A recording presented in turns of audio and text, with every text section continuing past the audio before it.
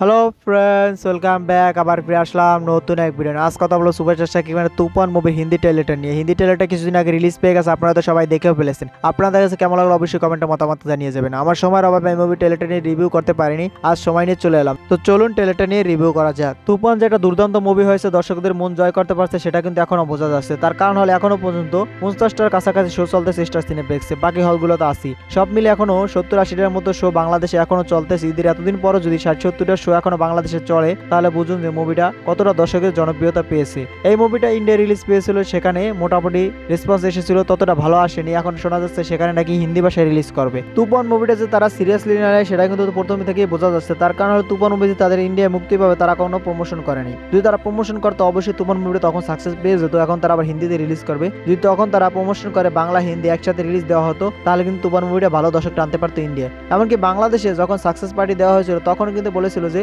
ইন্ডিয়ার নাকি তারা হিন্দিতে একসাথে রিলিজ দিবে। রিলিজের সময় তারা হিন্দিতে রিলিজ দিল না, শুধু বাংলা রিলিজ দিয়ে দিল। আবার তারা বলেছিল যে প্রফেশনাল ড্রাবিং আর্টিস্ট দিয়ে তারা হিন্দি ভয়েস দেওয়া হবে। কিন্তু এখন ভয়েস শুনতে মনে হচ্ছে কোন রকম যার তাদের স্টুডিওতে যেসব লোক কাজ করে তাদের দিয়ে মনে হয় ভয়েস দিয়ে দিয়েছে, সেটাই মনে হচ্ছে আমার ভয়েসগুলো শুনে। আমার মতে পুরো জঘন্য ডাবিং হয়েছে। আপনাদের কি মনে হয় অবশ্যই আপনারা কমেন্টে জানিয়ে। আপনাদের মতে কি এটা কি ভালো ডাবিং হয়েছে নাকি জঘন্য হয়েছে, সেটা তো আপনারা কমেন্টে জানিয়ে যাবেন। তার কারণ এটা তো সাউথ ইন্ডাস্ট্রি না, আমরা বললেই যে ভয়েসটা চেঞ্জ করে ফেলবে, তারা ফ্যানদের কথা শুনবে। কারণ সাউথ ইন্ডাস্ট্রিতে Thalapathy Vijay the greatest of all time এই মুভিটা কিন্তু ভয়েস ডাবিং আর্টিস্টটা পরিবর্তন করা হয়েছে। প্রথম তারা ডাব করার পরে যখন টিজারটা লঞ্চ করছে, দর্শকদের যখন পছন্দ হয়নি, তখন কিন্তু তারা আবার ডাবিং আর্টিস্টটা পরিবর্তন করে দর্শক যাকে চেয়েছিল তাকে দিয়ে কিন্তু ভয়েস দেওয়া হয়েছে।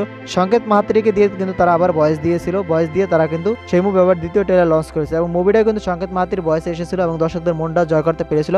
আমি সেই মুভিটা দেখেছি, আমার কাছে ভালো লাগছে। সংকেত মাহাত্রীর ভয়েসটা কিন্তু আমার কাছে দুর্দান্ত লেগেছে। মনে হচ্ছে এটা থালাপতি বিজয়ের সাথে যায়। কিন্তু এখানে শাকিব খানের সাথে যে ভয়েস দেওয়া হয়েছে সেটা দেখে তো মনে হচ্ছে না এটা শাকিব খানের সাথে যায়। এটা তো আমার দেখে মনে হচ্ছে কোনো জোকারের সাথেও যায় না। তার থেকে যদি নিম্নমানের কেউ থাকে তাকেই যদি এটা দিলে তাদের সাথে যেতে পারে, কিন্তু সুপারস্টারের সাথে তো এই বয়স যায় না। আপনাদের কি মনে হয়, কিনা অবশ্যই আপনারা কমেন্টে জানিয়ে যাবেন। ভিডিওটা ভালো লাগলে বেশি বেশি করে শেয়ার করবেন যাতে সবাই ভিডিওটা দেখতে পারে। ভিডিও শেষ পর্যন্ত থাকার জন্য অসংখ্য ধন্যবাদ। টেল দেন, টেক কেয়ার। দেখা হবে নেক্সট কোন ভিডিওতে। ততক্ষণ ভালো থাকুন, সুস্থ থাকুন। Bye bye.